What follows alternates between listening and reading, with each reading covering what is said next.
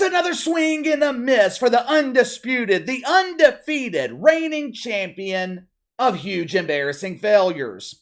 You know, it must be nice to live in the world of delusion. It must be nice to live in a world where nothing is ever your fault, where no matter how many times you fail, you can never be fired. There's no need for you to get back up when you have powerful white executives suffering through the guilt of their fake white privilege, willing to give you a hand out instead of a hand up. Throughout our life, we have all failed at something. For about a year and a half, this YouTube channel was a failure. When I started out, I was terrible. I didn't have anyone mentoring me. I didn't have any guidance. I didn't have anyone promoting me. I wasn't formally trained in communications at Woke U. I was literally learning on the job. It was tough. During those 18 months, I didn't blame my failure on YouTube. I didn't blame my audience because I didn't have one. I didn't blame the employer I had at the time for taking 40, 45, 50 hours every week from me that I could have used growing the channel. When I was growing through that period of failure, I didn't have anyone to blame but myself. Eventually, I realized the problem was my approach. I was so focused on emulating, for lack of a better word. I was so focused on emulating sports personalities on television, giving hot takes in the world of sports, that I wasn't really being myself. I ended up stumbling on an approach that worked for me. I started covering topics that I was passionate about. Next thing you know, the channel took off. The thing is, I would have never done that. I would have never changed my approach, my mentality, had I not been forced to analyze myself and figure out what I was doing wrong. If I was being paid millions of dollars a year not to draw an audience, if I had the safety net of two major media conglomerates knowing I would never be fired, I would still be the same boring YouTuber that I was when I started in 2019. In other words, I would not have grown. Failure forces growth. Failure forces you to learn. If you're allowed to fail. The problem with Bomani Jones, he has never been allowed to fall. He has never been forced to learn from his failure. And my God, this dude has experienced a lot of failure. Last week, Bomani Jones was interviewed by Fortune Magazine. The propaganda, it immediately started with the headline of the article, how Bomani Jones scored a hit HBO show and stayed at ESPN 20 years after being expelled from Woke U for misgendering himself by claiming to be a man. Hit HBO show? What hit HBO show? Does Bomani Jones have another show on HBO that I don't know about? I was only aware of the one show, the show that rarely hits the top 150 on cable. Bobo did receive some good news yesterday. Ratings for the show last Friday night finally managed to make the charts. The Bobo ranked 105, drawing a cool 168,000 viewers. He also managed to break another record. Most weeks, Bomani Jones turns off 80% of Bill Maher's audience. Last Friday night, he broke that record by turning away 81% of the audience. As you can see, Bobo is trending in the natural direction of failure. Fortune Magazine claimed his podcast exploded in popularity during the pandemic. Right time to be a failure really resonated with viewers. Bomani Jones experienced unprecedented success and growth on YouTube.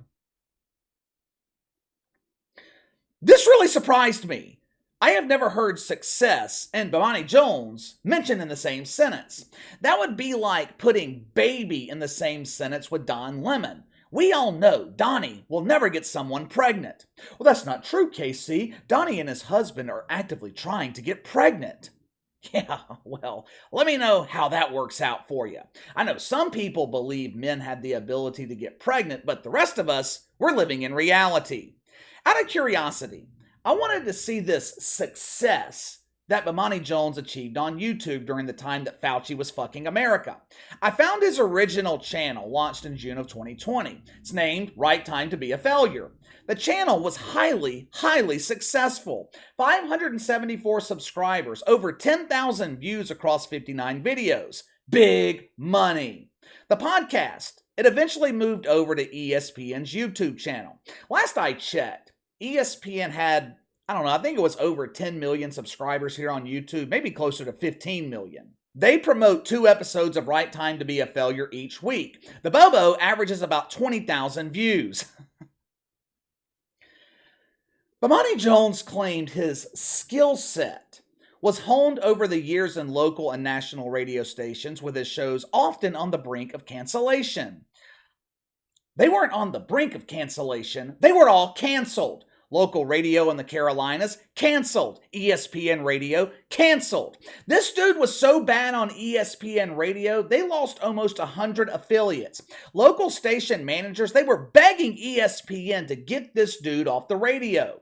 His show set the lowest ratings in the history of ESPN Radio. That's okay. That's okay. Bomani Jones, he gave some of his wisdom to Fortune Magazine. Getting knocked down so many times, it doesn't mean something is wrong with me. I think that's what a lot of people need to hear. Just because I fail, that does not mean I'm a failure. If you fail, it means you're doing something wrong. It damn sure does not mean you're doing something right. If you fail and it doesn't make you a failure, what the hell does it make you?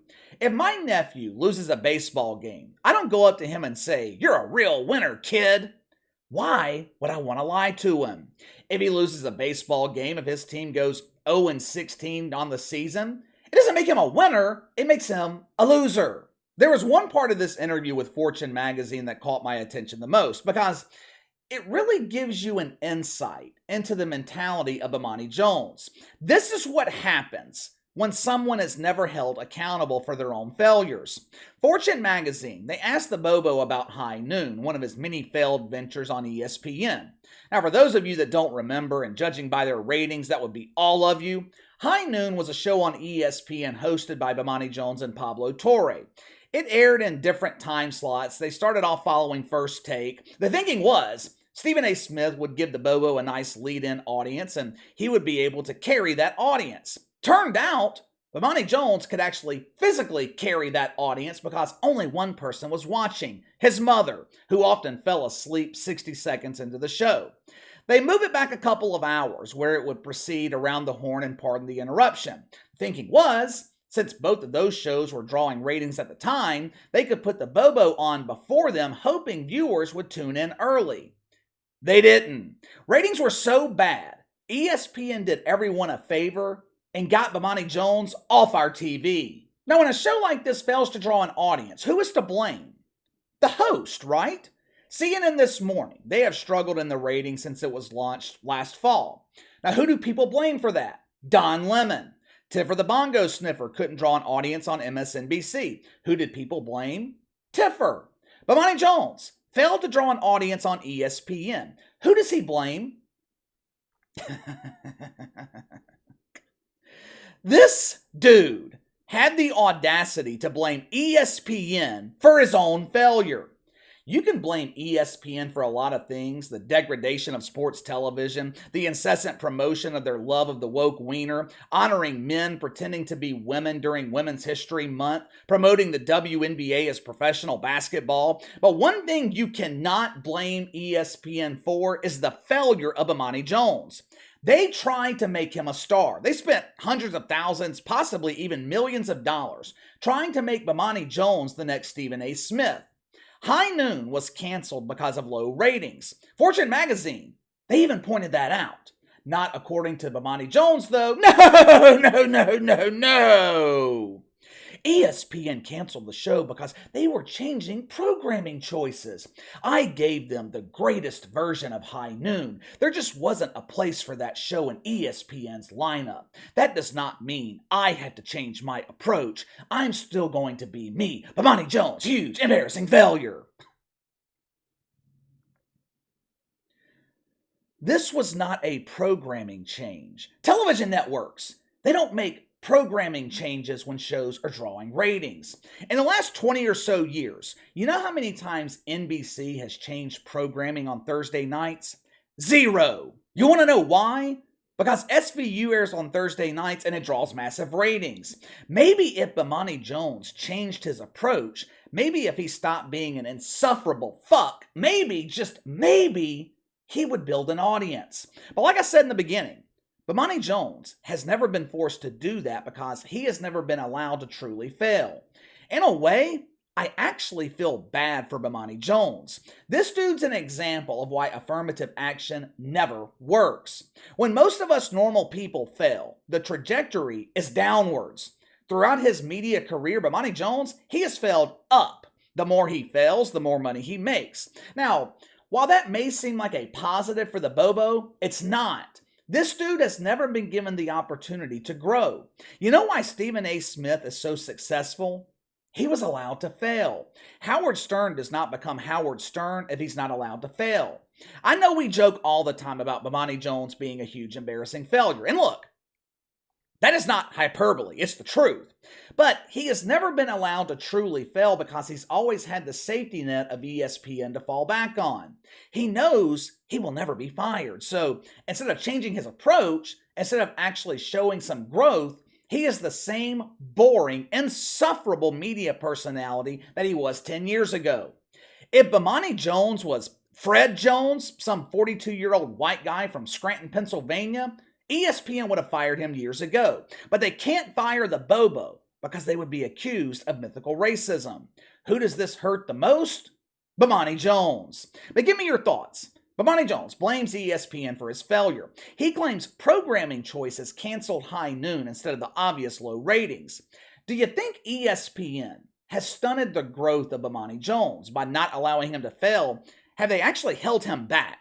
Let me know. Sound off in the comments below. Make sure to like and subscribe. Click the notification bell to receive all notifications from the channel. Best way to contact me is by email at btlkc84@gmail.com, KC_BTL84 on Twitter. I'll see you guys tomorrow.